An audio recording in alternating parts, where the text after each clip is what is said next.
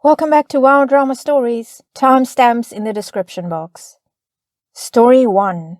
Opie writes, I know this sounds a little weird, but I'm in such a strange position right now, and I genuinely have no idea what to do. So me, 32 male, and my best friend Sam, 32 female, have been living together for 5 years now. Originally, it was supposed to be a temporary situation because of some health issues she was having, but we decided she would move in permanently when she found out her health wasn't going to get better. She's schizophrenic and blind, along with having various other medical issues, so a lot of daily tasks are difficult for her.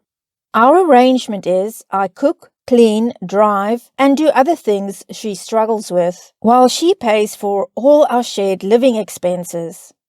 This honestly has been a dream situation for us. It allows me to do my dream job, for which pay isn't great, without ever really having to worry about money, while she lives a pretty normal, independent life and gets support with her health issues, plus she never has to do housework.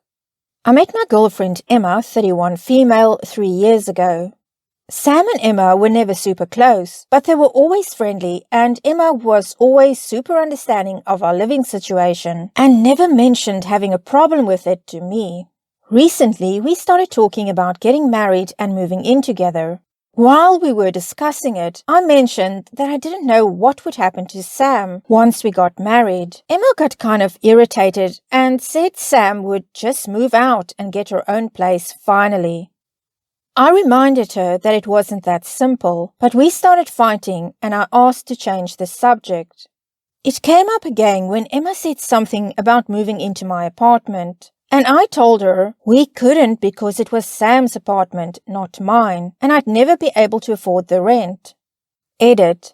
Emma has known the whole time about how my financial situation works. This is no surprise to her.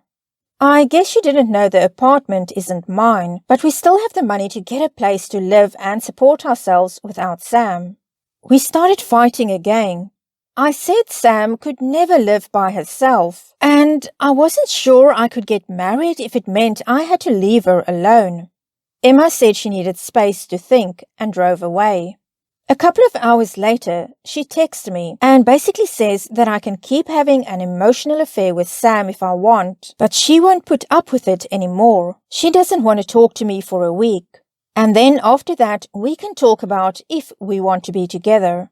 I'm seriously so lost and conflicted on what to do. Emma never expressed these opinions before. I completely understand why she's upset, but Sam isn't a regular roommate that can just move out. I want to be with Emma and live with her, but I can't just kick Sam out on the side of the road either.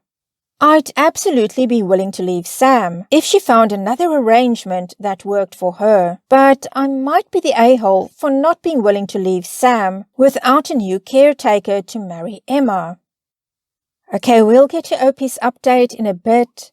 I have to say I find it hard to believe that Emma never ever said anything about this arrangement until recently. And also, Opie, while you talk a lot about Sam and your concerns about Sam being alone, I'm sure your financial situation very much comes into play over here as well. But let's get some comments and then we'll get the update. You are the a-hole.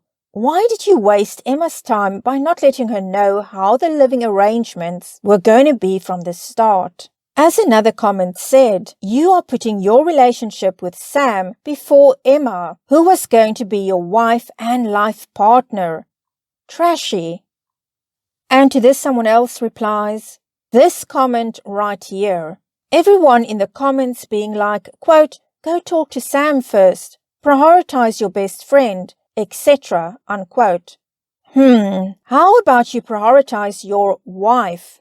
Opie is being so crappy to Emma. I can't imagine what she's going through right now with the pain of this emotional affair. Opie deserves a, quote, you are the a-hole, unquote, especially for not being transparent about his codependent relationship with another woman.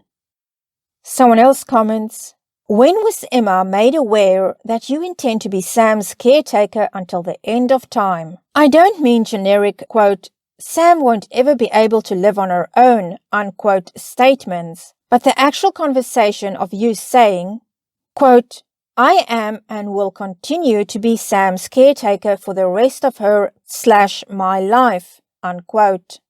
If you didn't make that clear to Emma before discussing marriage, you're absolutely the a-hole, because what you're asking of her is not a typical relationship dynamic, and it's not one that many people would be thrilled about signing on for. And to this, Opie replies, to be honest, this is the first time I'm thinking that far ahead. This is the first time we've talked about marriage. Edit. You guys are right. It's dumb for me to try and hide this from Sam. She probably would want to know what's going on. I'm going to tell her later when I pick her up from work. Also, while my pay isn't great, including my savings and Emma's job too, we could get married and be fine financially without Sam's money. And Emma knew our financial arrangement this whole time. It's no surprise to her. Lastly, I just want to make it clear that while I'm hesitant to leave Sam, it's not because I like the money and the lifestyle she provides. I want to marry Emma. This is 100% about what's best for Sam. But me and Sam will talk about it in a few hours and I'll update then. Well, that was a month ago and Opie has updated. Hi guys! Thanks so much for all the comments and advice on my last post. I just want to update you all on the situation since then. You guys were right that I should have included Sam in the conversation about all of this from the beginning. She was, like me, surprised at Emma's reaction. Me and Sam agreed that open communication between all three of us is the best way to fix this. So we decided not to talk about it until all of us were talking together. I gave Emma the space she asked for a week, and then called her and asked if she would be willing to come over so we could talk about it. We had a very long, very emotional conversation that night. Emma apologized for blowing up and said that while she's always understood and respected me and Sam's relationship, she hates feeling like she has to, quote, share, unquote, me. She said she wanted to be my first priority, not Sam. And if I couldn't do that, she understood, but she didn't want to be with me anymore. I told her she had nothing to apologize for, that I was sorry for acting the way I did, that I loved her more than anything in the world, and I was stupid for doing anything to make her feel like that wasn't true. Sam also apologized for crossing boundaries, and that if me and Emma wanted to get married, she wouldn't get in the way of that. She said that this past week had made her reconsider a lot of things, and that she wanted to be as independent as she could be, and that she knew being her caretaker had been hard on me. We did a lot more talking than that, but that was the gist of the conversation. I asked Emma, when we were alone, if she would take me back. She said she loved me and she was glad for my change of heart, but she still needed space to think about if our relationship was going to work. 2 days ago, we went out on our first date since then, and she told me she wanted to try again. I asked her to marry me, and she said yes. We managed to find a place a short walk from Sam's, and we've been helping her look into medical caregivers and housekeepers so she can have some space and independence. This is a huge change for all of us, but Sam will still be a part of me and Emma's life. She just won't depend on me anymore, and anyways, I think all of us were ready for a new chapter. Everything has worked out so much better than I could have hoped for. I'm so lucky to have such special people in my life. Thanks again to everyone who helped me with this. Let's get a couple of comments with replies from OP before we get a final word from OP. After reading through the original post, do you think it's best to get a new place so close to Sam? Will you not be tempted to be going over there and fall into your old ways? It is kind of you to be looking out for her, but it still seems like you are putting her first. Frankly, it doesn't matter if she was, quote, surprised by Emma's reaction, unquote. Did she think that Emma would be okay with also being her live-in caregiver? You aren't out of the woods yet. You got her back for now, but you really need to be putting work in to show where your priorities lie.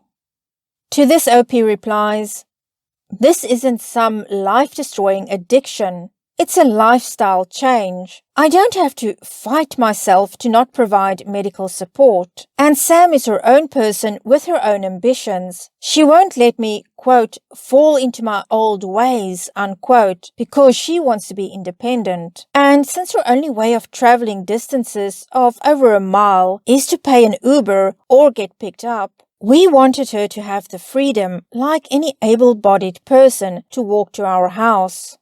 Emma also picked out the place and is also her own person who can voice when she has a problem with something. Sam is a good friend of ours, and everyone is more than happy with having her close by, including Emma. Edit. Honestly, I can't believe the people predicting the collapse of my marriage or telling me to abandon my best friend. Me and Emma are both deeply in love and over the moon about this next step in our life. She loves Sam about as much as I do and also wants to be able to help out sometimes. Sam needs mental support as much as physical support, and I'm no longer providing physical support. I'm not going to run away as fast as I can to prove a point. Emma's a grown adult. If she was unhappy, she would say something like she has before. Honestly, wasn't looking for advice. Just wanted to share this fantastic news. Some of you guys are pretty cruel. This is really ruining my happiness about being engaged. So I might end up taking it down. We'll see. Well, good luck to OP and Emma and Sam as well. On to story number 2. OP writes, "Throw away for privacy. Sorry for formatting. I'm on mobile. My girlfriend Jade, 21 female, and I, 22 female, have been dating for 2 years. She's a fantastic partner, kind, caring, and loving. Genuinely haven't met someone who didn't love her. My childhood best friend Kevin, 22 male, recently started dating Katie, 24 female, a couple of months ago. Jade is very into makeup, like really. Her makeup collection at this point is probably worth around 10K. Well, last weekend I hosted a get-together at our place so that we could get to know Katie better. I offered our spare room up so that everyone could drink. After a couple of drinks in, Katie asked to use the bathroom. When she came out of the bathroom, she was holding one of my girlfriend's eyeshadow palettes that she had accidentally left in there while rushing to get ready and was raving about how long she had wanted it. Without thinking, I said she could take it, considering Jade has an extensive collection and probably wouldn't miss it. Jade didn't say anything, but I could tell by her look that she was fuming. When everyone went off to bed, Jade confronted me and told me off for offering her palette. I told her if it was that big of a deal, I could buy her a new one. This made her more upset, and she said that it was a limited edition palette, so that couldn't happen, and demanded I ask for it back. I said no, because to ask for the item back is weird, and that I'd buy her a similar one. This happened Saturday night, and it's Thursday, and she still won't let it go. She's barely spoken to me since, and is very sulky. Am I the a-hole? Edit. Why would you all want my girlfriend to dump me over a mistake? I admit that I definitely effed up, but some of these comments are unnecessarily harsh. Edit. I am a woman. Men are not the only gender that dates women. Edit. I will be asking for it back. Come on, OP, you are the a-hole and you know you're the a-hole. You gave away something that wasn't yours to give away. Let's get some comments and then we get a quick update from OP. Definitely not too late for OP to ask like she said. Fact of the matter is you effed up. And you need to make it right. You just don't want to look bad in front of your friends and a stranger. So instead, you'll let your girlfriend of 2 years be extremely hurt and upset and downplay her feelings. Nice priorities. Someone else comments, I really can't believe the other girl accepted it. No way I'm accepting someone else's makeup given to me by their girlfriend. And a final comment, you are the a-hole. Your girlfriend may be a fantastic partner, but she hasn't got a fantastic partner. The fact that Katie said she's been looking for that one for ages should have clued you in that it was limited and difficult to get hold of. The fact that Katie didn't check with the person who owned it also puts her down in my estimation. You did something wrong and then refused to try and put it right. Sooner Jade leaves you, the better. And here's Opie's update. I don't want to provide unnecessary detail, but we got it back. But I still bought her a new one. Well, Opie, at least you made things right over there. You got the palette back and you got her a new one. I'm glad you sorted that out, and I'm sure you'll never do anything like that again. Don't give people's makeup away. Well, that's it for this edition of Wild Drama Stories. If you enjoyed it, give it a thumbs up. Consider subscribing, hit the notification bell. And until next time, wishing you a drama-free life.